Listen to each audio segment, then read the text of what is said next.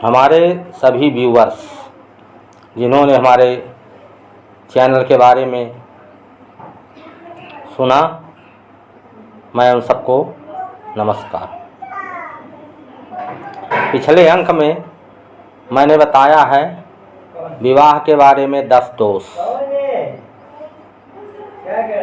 विवाह का समय आ चुका है, मुहूर्त चालू कर दिए हैं,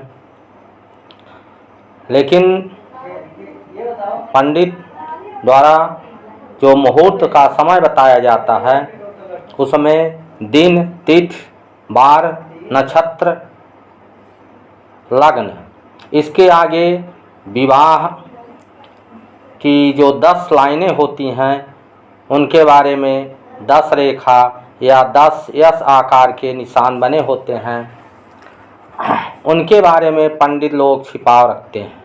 सामान्यतः पंडित भी 2 प्रकार के होते हैं। एक कर्मकांडी जिन्होंने अध्ययन किया है, विवाह के 10 दोषों की जानकारी रखते हैं, और एक पंडित पेटा रथु होते हैं जो केवल अपना पेट पालने के लिए, दक्षिणा लेने के लिए ही क्रियाकृत्य कर्मकांड करते हैं, उनको किसी की जानकारी नहीं होती है। तो मैं उनसे विनम्र पूर्वक निवेदन करूंगा कि जो विवाह की लग्न अपने जजमान को बताए हैं उनमें दिन तिथि के आगे विवाह के जो 10 दोष हैं उनके सब निशान बने हुए हैं। ये भी लिखा है कि इस तारीख को इस विवाह मुहूर्त में कौन सा दोष है, उस दोष को विवाह के समय शांति अवश्य करवाएं।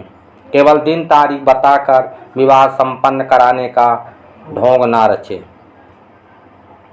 जैसे लता दोष यदि किसी में है तो उसमें निशान लगा रहेगा कि इसमें लता दोष है, तो उसकी शांति अवश्य करवा देना चाहिए।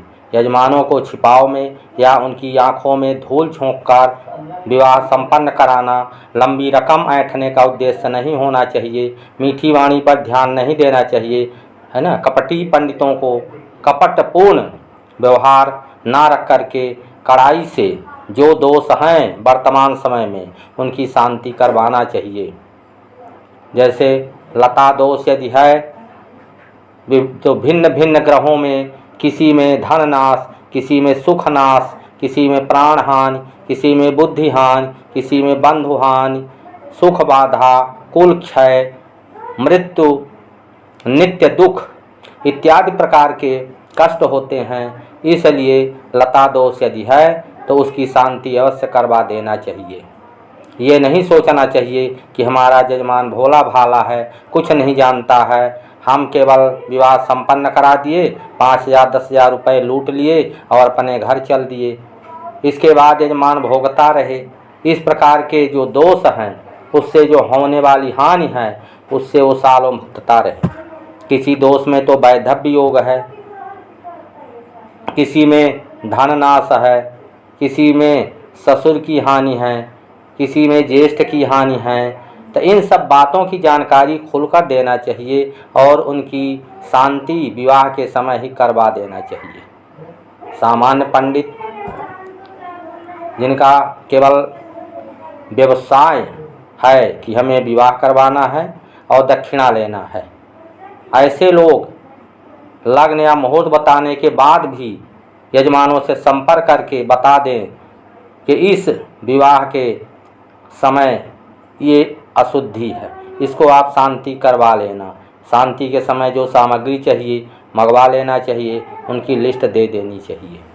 केवल पैसे पर निगाह नहीं रखना चाहिए। इसलिए हमारा अनुरोध है कि सभी इस प्रकार के मायावी और कपटी जो पंडित रास्ते में भटकते रहते हैं वो तुरंत ही 10 दोषों के बारे में अध्ययन करें और जहाँ जहाँ मुहूर्त के बारे में जानकारी दिए हैं उनमें सभी में सुधार करवाएं।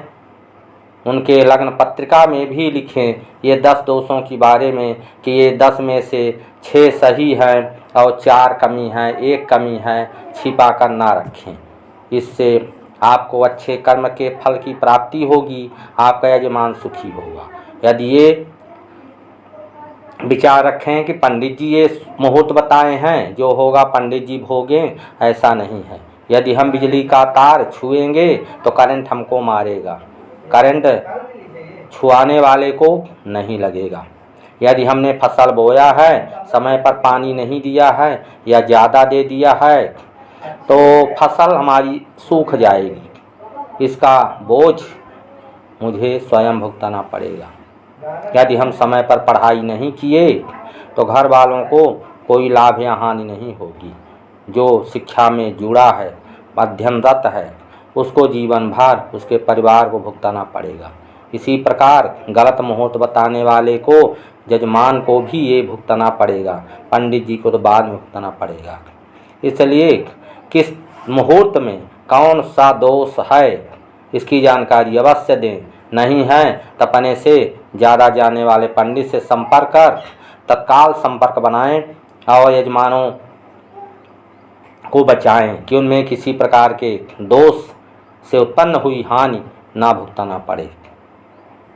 शेष में अगले ऑडियो में बताएंगे कि किस दोष में कौन कौन सी हानि होती है और किस प्रकार ये दोष बनते हैं। तो अगले ऑडियो के बारे में इंतज़ार कीजिए।